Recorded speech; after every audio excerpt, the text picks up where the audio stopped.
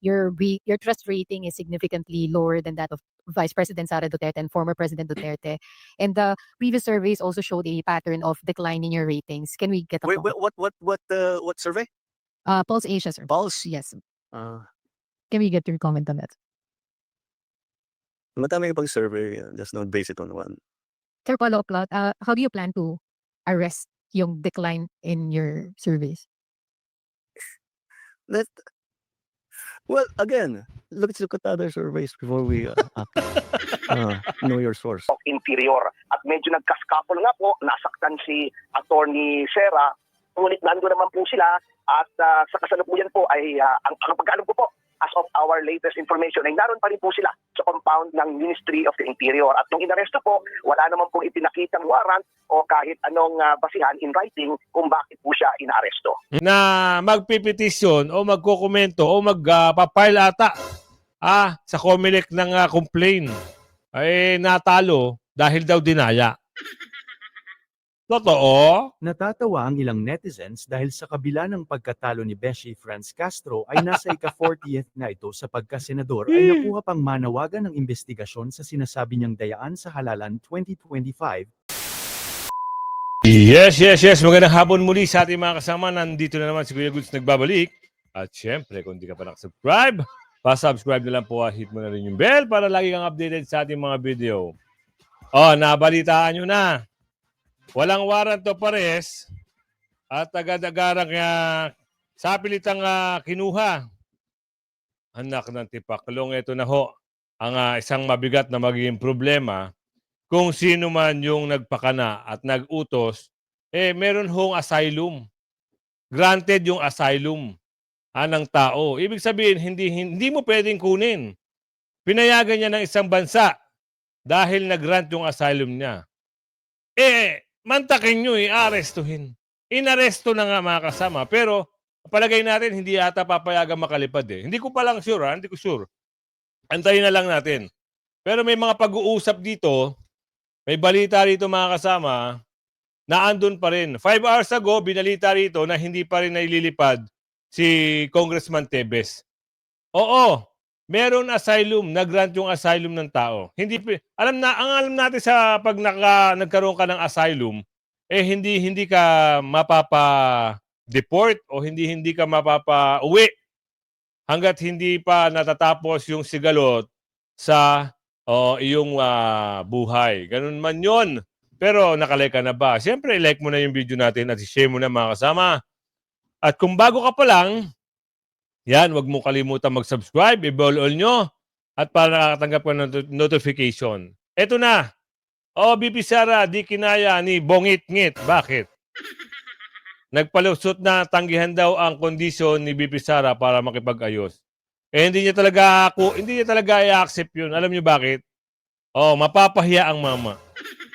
Kahit naman tanggihan niya yun, wala pa rin siya magagawa dahil lumagpak na ang survey. Lumagpak na ang ratings. No? Ito, simulan natin to. Para kay Bongbong Marcos, ang reconciliation daw ay hindi dapat magkaroon ng kondisyon. Hindi ba't kaya ka nga nakikipag-ayos sa mga Duterte? Dahil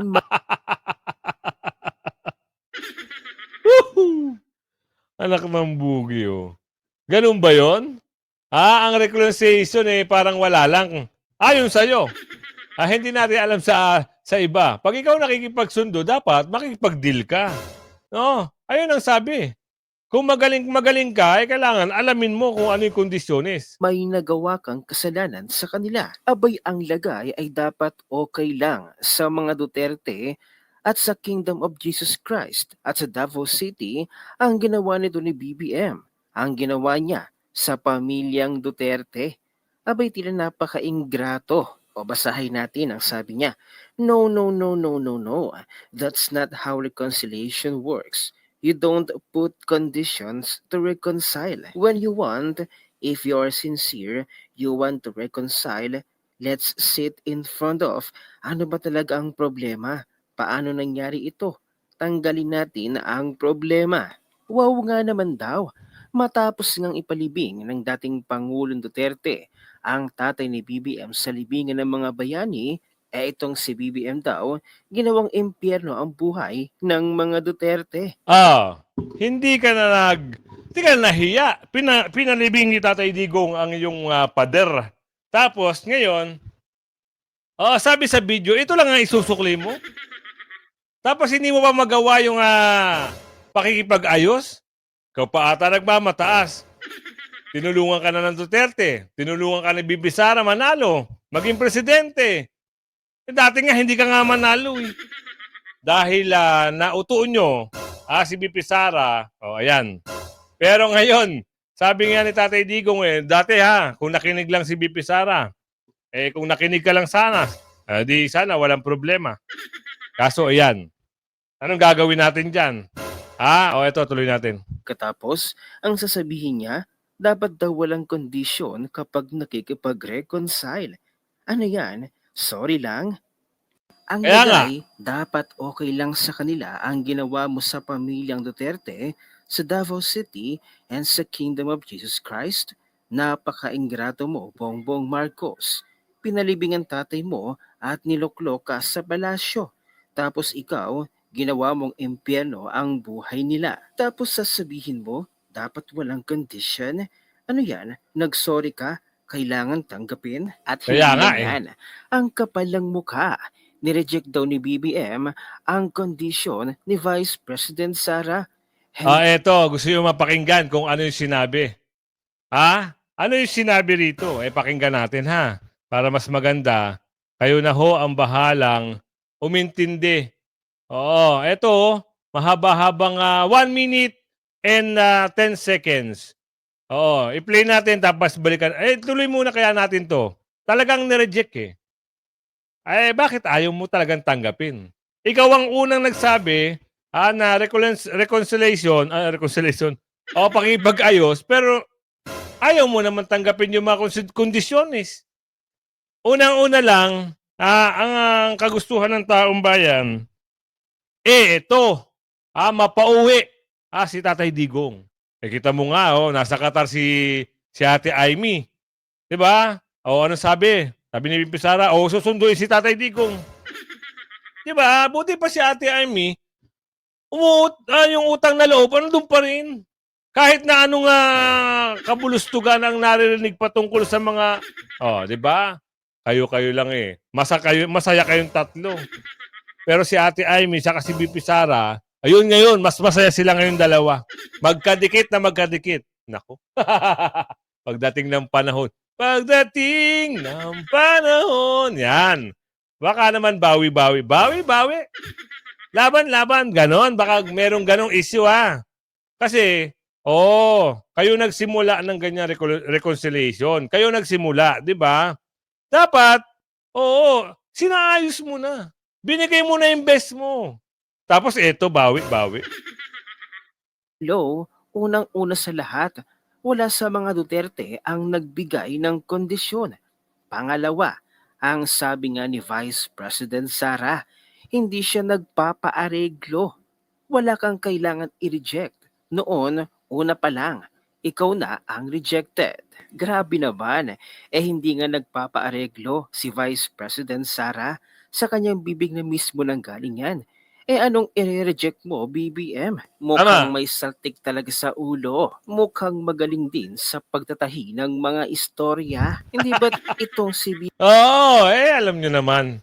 Istoryahin nga Ang nakakabuwisit pa, meron silang paandar na makipag-ayos. Ganto ganere, ganto ganoon. Tapos ito, pakinggan nyo mga kasama para hindi kayo nagiging palaisipan sa inyo kung ano talaga yung nasasabi sa balita. Intindihin nyo mabuti Intindihin natin Sir, according to the latest Pulse Asia survey, your trust rating is significantly lower than that of Vice President Sara Duterte and former President Duterte. And the previous surveys also showed a pattern of decline in your ratings. Can we get a Wait, comment? what survey? Pulse Asia, sir. Pulse? Yes. Can we get your comment on that? Madami pang survey. Just don't base it on one. Sir, follow-up plot. How do you plan to arrest yung decline in your surveys? Well, again, let's look at other surveys before we know your source. That's a Eto, mabalik lang natin yung survey ng Pulse dati na laging sinasabi malakas, malakas, malakas. Oo, pasok ang number 12, ang alkansya. Papasok, nagna-number 1 si ganito, nagna-number 1 si ganire. Ano nangyari? Ngayon, hindi na naniniwala sa Pulse. Bakit daw ganun? there's always a imperfect information makes you make imperfect decisions. The more perfect your information, the more perfect your decision will be. That is one source of information, and you have to understand where it's actually coming from. Hirap ipaliwanag. No, mga kasama, sa palagay nyo, ano sa tingin nyo? Oo. Pero kung halimbawa, okay na, sige, makipag-ayos na tayo. Gawin na natin para matapos na yung problema na to. Pwede naman. Huwag na masyado mahiya.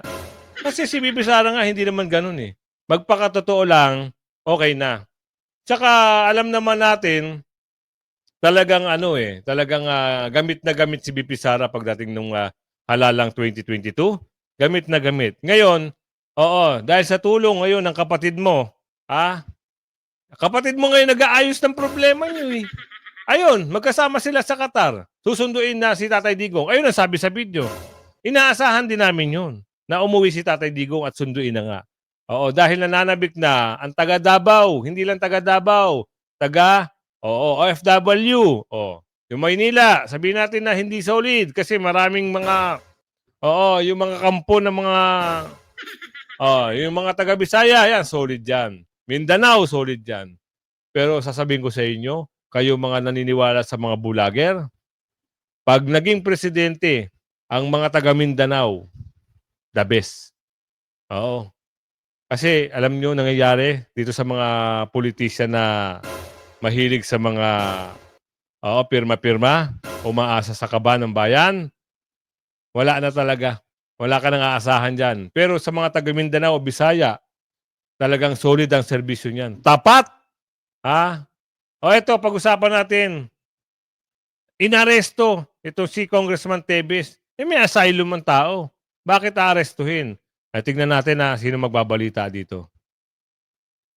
Opo, well, ito lang po ang mga facts na verified po namin as of the present. Yung iba pong mga tinatanong po sa akin ay bine-verify ko pa po. Mahirap na pong magbigay ng unverified. Baka ma-anti-clear tayo. So, ito lang po. Number 1 po, kahapon po ng mga alas 9 ng gabi, daily time, sapagkat na 1 hour ahead po sila sa Dili, sa Timor-Leste, ay may dumating pong mga kawani ng Bureau of Immigration ng Republika ng Timor-Leste sa tahanan po ni dating Representative Arnie Tevez at siya po ay inaresto. Kasama po ang kanyang abogado na si Dr. Joao Serra. At sila po ay dinala doon po sa compound ng Ministry of Interior. At medyo nagkaskapol nga po, nasaktan si Attorney Serra. Ngunit nandun naman po sila at sa kasalukuyan po ay ang pagkaalam ko po, as of our latest information, ay naroon pa rin po sila sa compound ng Ministry of the Interior. At nung inaresto po, wala naman pong ipinakitang warrant o kahit anong basihan in writing kung bakit po siya inaaresto. Okay, so for now, para malinaw lang sa ating mga televiewers, may nasa Ministry of Interior pa as of this time ang dating congressman si Tevez. At sino yung kasama? Lawyer niya? Oo. Lawyer po niya si Doktor, kasi ang title po sa kanila ng lawyer ay Doktor in Portuguese or Doktor, siguro dahil may doctorate of laws. Si Dr. Joao Serra, isang Portuguese lawyer po ng law firm na kumakatawan po naman sa kanya doon po sa Republika ng Timor-Leste. Okay, pero wala hong malinaw na ano ang basis ng arrest, pero siguro ito wala ba kayong feedback kung merong ginawang coordination ang DOJ din natin dito with the Ministry of Interior dyan sa East Timor? Well, I have my suspicions, sir, Robert, pero syempre hindi ko pa po confirm kaya ayoko naman pong magsalita. Pending any confirmation na factual nga po yung sasabihin ko. So sa ngayon po, I will have to reserve my comment. I'm sorry po kasi mahirap na pong magsalita sa ngayon. Attorney, kung nandun na siya sa Ministry, tanggapan ng Ministry of the Interior, may information ba kayo na doon lang siya mag-i-stay or may binanggit sa inyo na posibleng pauwi na siya dito, pabalik ng Pilipinas? Hindi po natin masabi, ngunit ang akin lamang pong, ang what is factual here at this point is that kamakailan lamang po naman ay ang mga hukuman ng Timor-Leste ay tinanggi po siya na ma-extradite dito sa Pilipinas. At ang reason po ay base sa konstitusyon ng Timor-Leste na kung siya ay ibabalik dito sa Pilipinas, maaring siya ay maharap sa torture o panganib sa kanyang buhay o mga hindi makatarungan na mga procedure dito. Yun po Tama. ang basihan ng denial of extradition. So, kine-question nga po ng mga abogado niya kung bakit siya na-aresto na kung yun ay preparatory sa kanyang pagbalik sa Pilipinas, ay yun ay magiging labag doon sa desisyon ng korte. So, yun po ang mga facts sa ngayon. Okay. Kasi for now, we've been receiving information, attorney, na sabi ng DOJ through ASEC Miko Clavano na they are still coordinating regarding this news with DFA at so far wala pa rin silang mga information. Pero yun, at least you are confirming na meron talagang pag-aresto at nandun siya sa Ministry of Interior. What were they, anong ginagawa ho nila ng time na sila ay inaresto ay yung kasama niya yung lawyer? Well, anyway, I'm sure po na nagsisinungaling si Ginoong Clavano sapagkat kita nyo na? Merong nagsisinungaling. Di ba? Dahil, bakit aarestuhin? Ito nga alam nga ng Timor-Leste kung ano yung kalagayan niya at magiging lagay niya pag siya ay dalhin sa Pilipinas. Di ba? kung ako alam ko na alam ko na niya yan. So wag kayo masyado magtiwala sa taong yan. Anyway, hindi ko po alam kung anong ginagawa po nila. I would presume na it was a dinner time. Siguro po nagdi-dinner. Okay. Pero attorney, bukod doon sa kinakaharap niya na kaso dito sa Pilipinas, doon naman sa Timor-Leste, wala bang ikinaso sa kanya? Walang nakitang mga ginawa niya na posibleng sabihin, dahil nag-commit siya ng ganitong crime, hindi na siya karapat-dapat na mag-stay sa Timor-Leste? Wala po, kasi under Timor-Leste law, unang-una nga po, ay number one, hindi po pinayagan yung kanyang extradition. Pangalawa, wala po siyang krimen under Timor-Leste law. Ang maaresto ka lamang sa Timor-Leste kung ikaw ay gumawa ng krimen doon. Ang pangatlo, mayroon pong pending na request for political asylum. Request pa lang, naka-pending pa lang, hindi pa pala granted. Sorry ha. So yun, pero pag alam natin naka-pending yung asylum na yan, hindi siya pwedeng maalisin, hindi siya pwedeng pauwiin kasi nga merong mga ganung bagay Nasa batas yun ng international law. Pag meron kang asylum case, asylum na sinumite, kung nakapending pa yan, hindi ka basta-basta pwedeng kunin kung sino man na gustong kumuha sa'yo dyan. Tedes, doon nga po sa Timor-Leste. So, kinaklaro po namin kung anong basihan ng kanyang pagka-aresto sa ngayon. Tama. So, ano ho bang status ng, sorry partner, status ng kanyang application for asylum mo doon? Hindi ko po alam sapagkat hindi po ako bihasa sa batas po ng Timor-Leste. Maaring itanong ko po kung nais ninyo sa kanyang mga abogado po sa Timor-Leste. Mas may kaalaman po sila para sagutin po yung tanong na yan. Yun. Naliwanagan na tayo Hindi pa pala granted. Nakapending yung asylum application. Pero kung ganun man talaga nangyari, kilala nyo ba si Congressman Tebes? Isa sa magaling na representative yan. Yan ang kakampi ni Tatay Digong at ni Pulong. So, binabakbakan din sila ng mga bakulaw. Kita nyo na. Ano nangyari sa pera ng pondo ng PhilHealth? Walay. Walay talaga. Ano nangyari? Sabi ibabalik. Nasaan na? Di ba sabi ibabalik yung pera, yung 60 billion? Nasaan na? Ito pa, pakinggan natin dito. Wait lang. Hindi natin nalipat. Yung iba, nagmamagaling. Yung pondo, ibabalik daw. Nasaan na nga? Yung pera ng taong bayan, yung pinaghirapan ng mamayang Pilipino na dinorobo ng mga magagaling at magagaling sa magagaling, ito hinahanap na ng taong bayan, bakit hindi nyo ibalik agad-agaran? Nung kinuha nyo, halos ubusin nyo, ngayon nung ibabalik at napagdesisyon na ng korte, asa na? Grabe, no? Pinapaala ni Dr. Tony Leacion, huwag kalimutan ang issue sa pondo ng PhilHealth. Git niya, dapat na itong aksyonan ng Korte Suprema bago pa pag-usapan ang 2026 budget. Narito ang agenda report ni Joash Malimbas. First time ako nakarinig na zero ang budget para sa PhilHealth. First time. Yan ang naging pahayag ng health reform advocate at dating PhilHealth director na si Dr. Tony Leacion. Sa isang exclusive interview sa Billionario News Channel, sinabi ni Leacion na tila nagkakalimutan na pagdating sa malaking kontrobersyang kinasangkutan ng pondo ng PhilHealth. Hinihintay natin yung magiging desisyon ng Korte Suprema kasi nakatanggap ako ng notice na natanggap nila yung aking petition last February 25. Noong February 25, matatandaang naghain ng isang petisyon sa Korte Suprema si Leachon. Kine-question niya kasi ang zero government subsidy ng PhilHealth sa 2025 General Appropriations Act, isang malinaw na paglabag umano sa batas. Mandato kasi sa ilalim ng Universal Healthcare Law na ang malaking parte ng sin tax collections at iba pang fund sources tulad ng PAGCOR, Charity Fund at PCSO mapupunta dapat sa pondo ng PhilHealth. Ang sin tax ang buwis na ipinapataw sa umano'y harmful goods tulad ng tobacco, alak at sugary drinks. Sa sin tax reform law, 80% dapat ng generated funds nito direktang mapupunta sa pondo ng PhilHealth para magamit ng indirect contributors o yung mga walang kakayahang maging direct contributors dahil sa kanilang sitwasyon sa buhay. Halimbawa na lamang ay yung mga senior citizen at persons with disability. 74 billion pesos sana ang makukuha ng PhilHealth mula sa sin tax collections para sa kanilang 2025 fund. Pero dahil sa umano'y rider provision o insertion ng bicameral committee, walang pondo ang pamahalaan para sa indirect contributors ngayong taon. Bagkus, Ang hirap, ano? Pero nung inubos nila, ang bilis. Pero ngayon wala. Wala maibigay. Grabe naman, Diyos mio Marimar. Kailan nyo ibabalik? Garap-harapan na yan. Panluloko at panluloko na lang talaga. Kawawa naman ang mamayang Pilipino. Kawawa ang Pilipino sa ginagawa ng mga durubo na ito. Kawawa talaga mga kasama. Ibang klase. Hindi na kayang ibalik o hindi na ibabalik. Wala na, nalustay na raw di umano, sabi ni Aling Ledesma. manggagaling daw ito sa umano'y daan-daang bilyong pisong excess at reserve funds ng PhilHealth. May ilang petisyong nakabinbin sa Korte Suprema na humahamon sa legalidad ng Excess daw, ang daming ang utang. Oo, pinalabas kasi sila na daan-daang libong, daan milyong excess. Kaya nila kinuha yung pondo. Ay napatunayan na puro utang pala ang PhilHealth ayon sa balita noon. O ngayon, eto na. O, paano nyo may babalik? Anong gagawin nyo? Sino-sino ang magbabalik nito? Supreme Court, nagdesisyon na ibalik. Pero asa na? Oo, sana nga, kasuhan nyo na para magkaalaman na eh. Supreme Court, kasuhan nyo na. Para magkaalaman na kung may babalik ba talaga. Kasi harap-harapan na yan. Ayan, sabi ni Aling Madrig.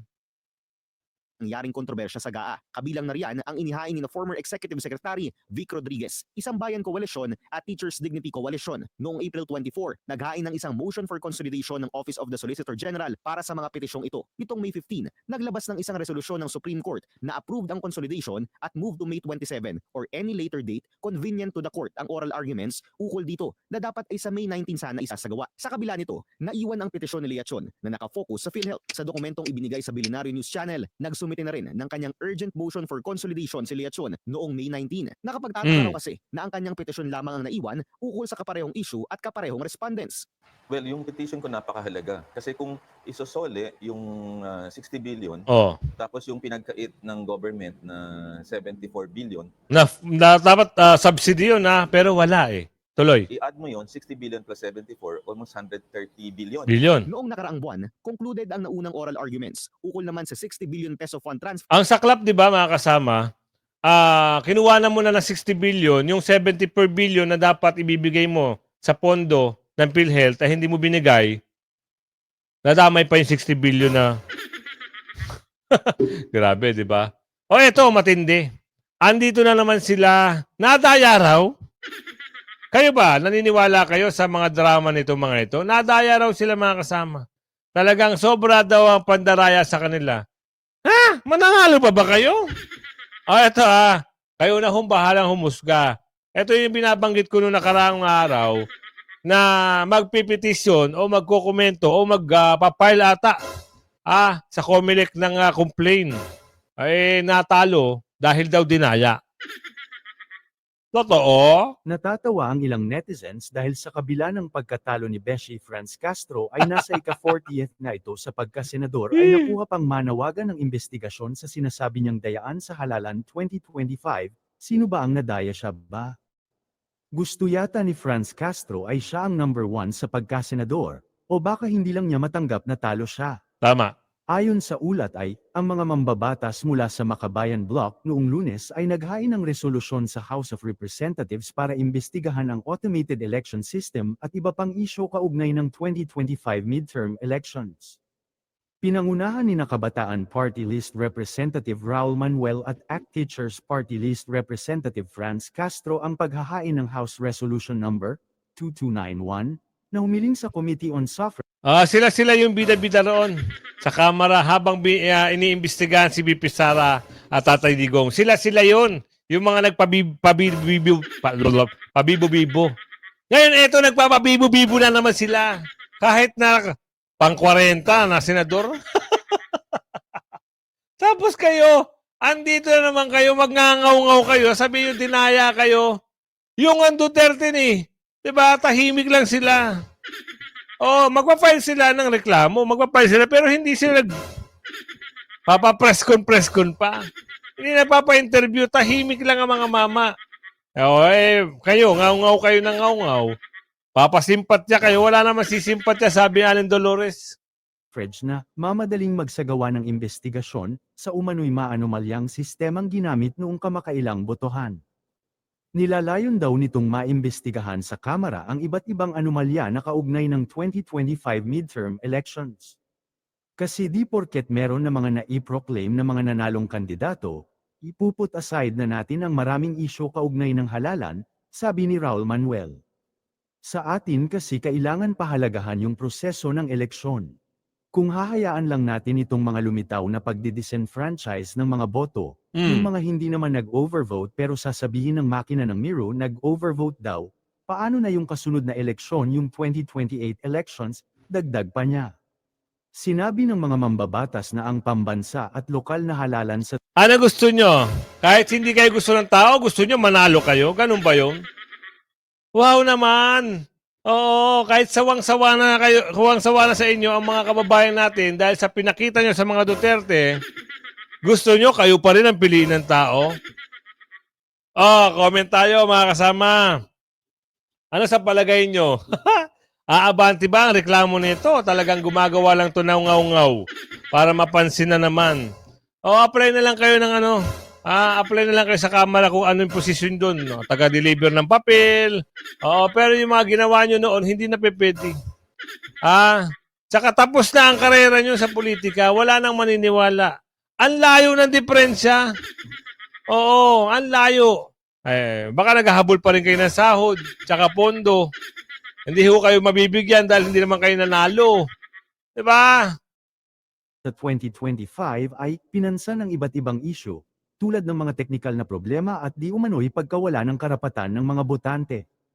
Binanggit sa resolusyon ang mga ulat ng poll watchdog kontra DAIA, Vote Report PH, Computer Professionals Union, CPU, at National Citizens Movement for Free Elections, NAMFREL. Ang kontra DAIA, isang election watchdog network, sa 2025 election report nito, ay nagtaas ng seryosong alalahanin hinggil sa kabiguan ng demokratikong integridad sa 2025 national and local midterm elections, na binabanggit ang systemic fraud, disenfranchisement, at institutional complicity, binasa ng resolusyon. Kaya naman ang tanong ng mga netizens kailan kaya papaimbestigahan ng dalawang ito ang pag-disqualified sa mga kalaban ng ilang kandidato na dikit kay Martin Romualdez o si Romualdez mismo. Maniniwala kami doon sa mga senador na dumidikit ang laban. Doon sa Duterte na natalo. Pero sa iyo, ang layo-layo ng bilang nyo, aba. Ewan ko na lang kung maniniwala kayo. Ano sa palagay nyo mga kasama? Pero dito, sa balita na ito mga kasama, meron akong ipapakita sa inyo. Parang magkakaroon nata ng bilangan na mano-mano. Ito na ang random manual audit o ang mano-manong bilangan ng boto sa ilang balota. Mahigpit ang mano-manong bilangan, ha? Sino-sino kaya yan? Sino-sino kaya ang lalabas na nalo? Meron na kaya dyan pandaraya na naman di umano? Tuloy. Patay at tiniyak na hindi bahagi ng Electoral Board ang mga gurong nakatoka sa pagbibilang.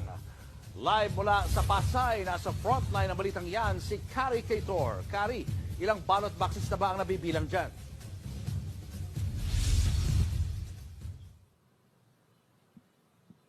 Julius, nasa 59 ballot boxes na ang napoproseso rito sa Random Manual Audit Center ngayon.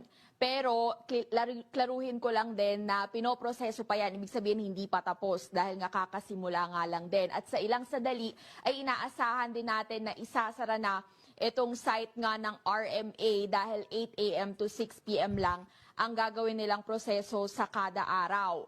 Ang Bakit ganun? Dapat i-overtime nyo para malaman talaga kung sino nandaya. Ganun lang. At may paglalagyan dito, si Milek Chair, pag napatunayan na merong anomalya. Tama yung sinasabi ni Atty. Respicio na pwedeng ma-impeach. Oo, mano-mano. Sana lumabas ang katotohanan dito, mga kasama. Ilabas ang tunay na nanalo, ay baka kasi may pinasok sila sa Magic 12.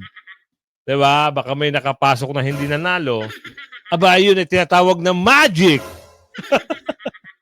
Oo, magic machine. Diba? Nakakabuwisit yung ganun, mga kasama. Yung feeling mo na ikaw ay panalo tapos ginawa ka ng hocus-pocus. Oo, ano nangyari? Tsaka ang ano rito, ang pinakapangit, yung panalo ka na, ayaw ka pang iproklama. Gusto pa, ipa-disqualify ka, tapos papalitan pa nila ng ibang nanalo. Kagaya kay Duterte Youth Party List. Diba? Ano nangyari? Hindi na proklama. Pag umabot siya ng June 30 at hindi na proklama, baka mangyari, sabi doon sa video, disqualification, may ilalagay sila. Alam nyo na kung sino na naman. Mga maiingay sa kalsada, mga batang estudyante, yun ang pinapakawalan nila sa lansangan para magngangaw-ngaw at magsisigaw. Di ba? Ganun lang kasimple. Ibahin nyo na style nyo. Tapos na ang politika. Mag-focus na lang kayo sa trabaho nyo. At ikaw naman, Milek Chair, i-proklama muna si Duterte Youth Party List. Maraming magagawa yan, maraming nagagawa yan. Huwag ka nang, baka gusto mo na magkano na naman. Baka sabi mo, magkano? Sabi na Aling Ledesma. Yan, kung umabot ka sa video natin ito, yan, siyempre huwag mo kalimutan i-like and share at sabihin mo kung saan lugar ka. Shoutout sa'yo ng bonggang-bongga, yahoo! Hanggang sa muli, bye-bye!